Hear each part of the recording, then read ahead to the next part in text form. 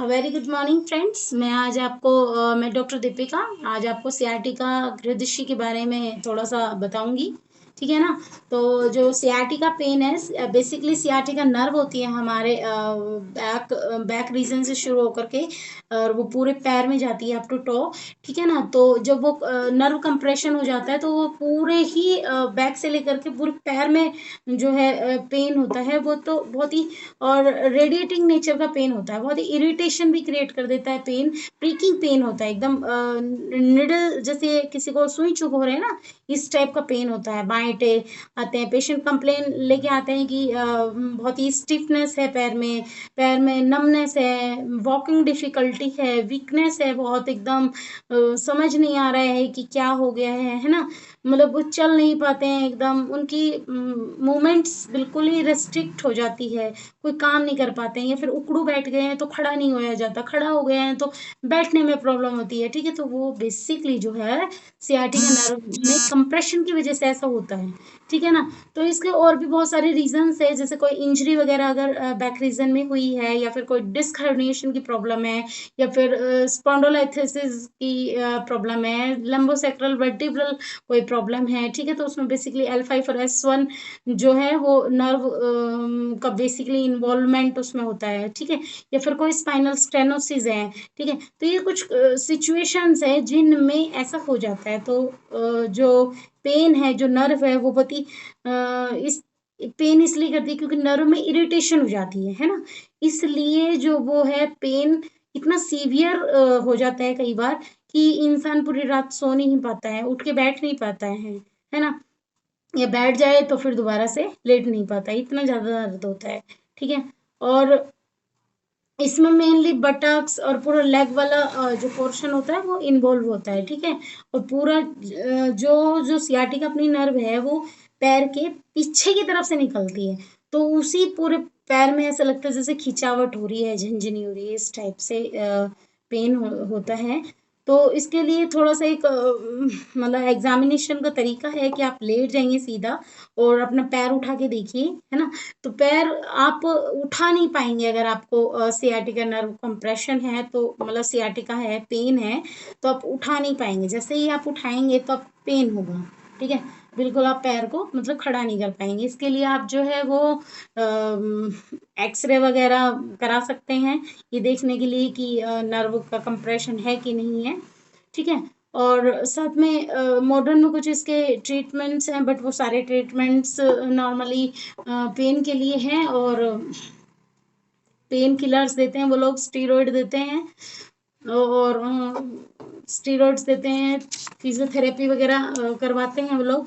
लेकिन उसका कुछ थोड़ा बहुत रिजल्ट रहता है कुछ दिन, और फिर वापस से सेम वही सिचुएशन हो जाती है। ऐसे मेरे पास बहुत सारे पेशेंट आते हैं, मॉडर्न ट्रीटमेंट लिया है, 2-2 साल से मॉडर्न ट्रीटमेंट ले रहे हैं, लेकिन उस दिन असर होता है और वापस से फिर वही सेम सिचुएशन पे आकर वो खड़े हो जाते हैं कि हमें तो कुछ आराम हुआ ही नहीं, पैसे भी खराब हुए, स्टेरॉइड लिए, मल्टीविटामिन लिए, ये सब कुछ ले लिया, लेकिन पता नहीं क्या हो गया है। ठीक है, तो वो स्टीरॉइड और एंटीबायोटिक्स और पता नहीं क्या क्या पेन किलर वगैरह खा खा के वो ऐसी सिचुएशन कर लेते हैं कि फिर उनको हमें ठीक करने में थोड़ा वक्त लग जाता है। ठीक है ना। तो बेसिकली आयुर्वेद में जो इसे है गृहदशी कहा जाता है, और जो गृहदशी है इसमें बेसिकली वात का इन्वॉल्वमेंट होता है। ये 2 टाइप्स का होता है, वातिक और वात कफज। तो वात का इन्वॉल्वमेंट ज़्यादा रहता है, और जो वात का इन्वॉल्वमेंट ज़्यादा रहेगा तो उसमें पेन की इंटेंसिटी ज़्यादा मिलेगी, और इसमें कफज भी मिलेंगे। तो कफज वाले में जब मिलेंगे ना तो पैर में स्वेलिंग भी आ जाएगी, उठा नहीं पाएगा पैर, है ना, और काफ़ी ज़्यादा पैर फूल जाएगा दर्द के मारे।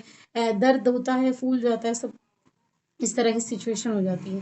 ठीक है, तो मेनली जो है इसमें रस, रक्त और मांस और मेद, इन सब की इन्वॉल्वमेंट रहती है। ठीक है, इसमें ब्लड, रस वगैरह जो हम बनता है हमारे खाने पीने के बाद, उन चीज़ों की इन्वॉल्वमेंट रहती है। ठीक है ना। तो एक छोटा सा श्लोक है आयुर्वेद में, स्विक पूर्वा कटी प्रसृज उरु जानु जया जंघा पदम क्रमात् गृहदशी स्तंभरुक तोद गृही संपदय मुहुर्मुहुः। मतलब कि ये जो पीड़ा है वो हमारे पीछे से लेकर के स्फीक प्रदेश मतलब बटक रीजन, उरु प्रदेश यानी कि हमारे जंघा, इनमें जाती हुई हमारे पैर में पूरा क्रम से जाती है।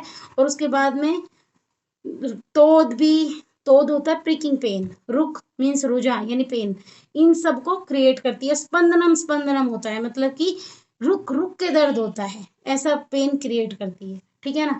उसके इसमें हम कुछ आयुर्वेदिक मेडिसिन देते हैं, कुछ वातर मेडिसिन जैसे कि दशमूल है, निर्गुंडिक वात है, परिजात वात है, और साथ में कुछ एक चूर्ण फॉर्मेशन देते हैं, और एक टैबलेट है त्रयोदशांग गुगुल पीड़ांतकवटी विस्तिंदुकवटी, ये सब देते हैं। महानारायण तेल या फिर विष गर्भ तेल, ये हम लोकल एप्लीकेशन के लिए देते हैं। और साथ में जो है इसमें स्वर्ण की प्रिपरेशन मैं देती हूँ बेसिकली, तो बहुत ही अच्छा उसमें रिजल्ट आता है, पेशेंट को ठीक अच्छा मतलब बताते हैं कि भाई ठीक है, आराम हो गया है, ठीक है। तो इसमें मेनली मैं थोड़ी सी कुछ योगा एक्सरसाइज भी बताती हूँ, ठीक है ना। और कुछ थोड़े मोड़े पेन के बारे में मैं आज जिक्र करूँगी यहाँ पर, कि अगर जैसे बैक में पेन हो रहा है किसी को, ठीक है ना, तो थोड़ा सा जैसे जैसे जैसे मैं आपको दिखाऊंगी, जैसे कि ये चूड़ी है, ठीक है। तो जैसे जिस कंडीशन में चूड़ी पहनाते हैं ना हाथ में, है ना, तो इस तरह से आपको ऐसे करना है।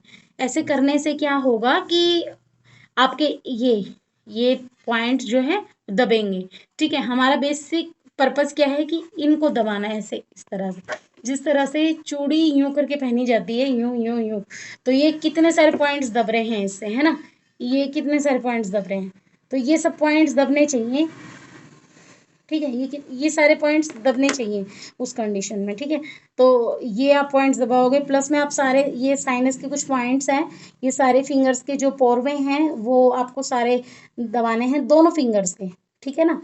दोनों फिंगर्स के कुछ पोरवे आपको 10 के 10 ये पोरवे जो है टिप ऑफ द फिंगर है, ये आपको प्रेस करने हैं, ठीक है, 2-2 मिनट के लिए सारे, ठीक है। 10 यानी कि 2-2 मिनट, 20 मिनट लग जाएगी, 15 मिनट, 10 मिनट लग जाएगी आपको, ठीक है। तो अब 10 मिनट बैठ के ये सब करिए, बीच में साथ में सेंट्रल का पॉइंट है ये आप प्रेस करिए, ठीक है। और जो आपको ये बताया मैंने ये करिए, तो इसको कमर में दर्द में आपको काफ़ी ज़्यादा मतलब रिलीफ मिलेगा।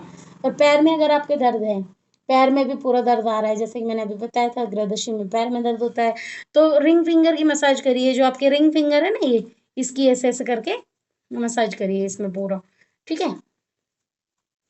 और एक है कि पेन से आप अपने बैक रीजन के इसमें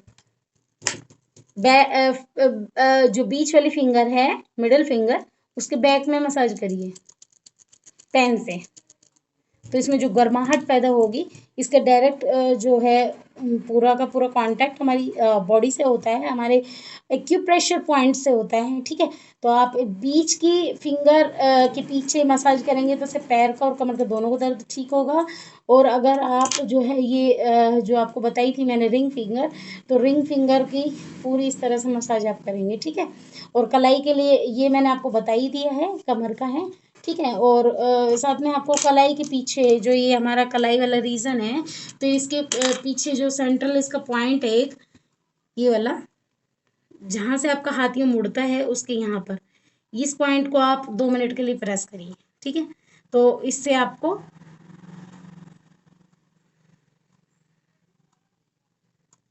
बहुत ज़्यादा रिलीफ मिलेगा, ठीक है।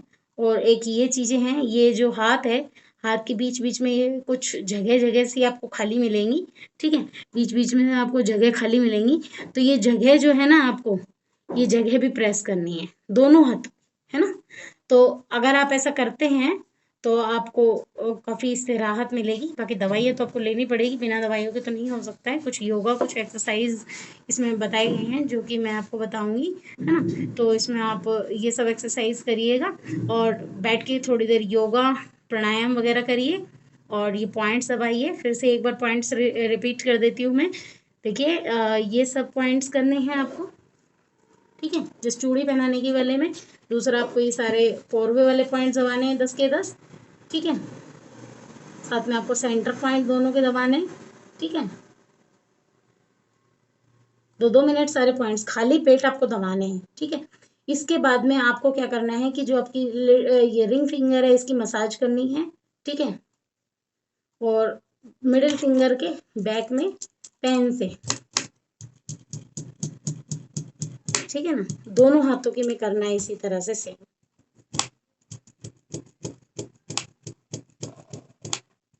ठीक है, ज्यादा ना तेज होनी चाहिए दबाने की इंटेंसिटी, ना ज्यादा तेज ना ज्यादा धीरे, ठीक है। नॉर्मल एक मीडियम जो होता है ना वही होना चाहिए, ठीक है। साथ में मिडिल फिंगर के बैक में हो गया है, ठीक है। और ये मैं आपको पॉइंट सारे बता चुकी हूँ। लास्ट में एक ये मैंने बताया था कि ये जो जहाँ से हाथ मुड़ता है कलाई, इसके यहाँ बीचों बीच एक पॉइंट होता है, इस पॉइंट को आप दबाएंगे वो सारे हाथ के चैनल्स आप, ठीक है। ये जो बीच बीच में जो स्पेस होता है इनको आप दबाएंगे, बस ये आप करिएगा, ठीक है। तो उससे आपका पेन में रिलीफ मिलेगी। बाकी आयुर्वेदिक मेडिसिन खाइएगा जो मैंने बताई है, ठीक है। Thank you.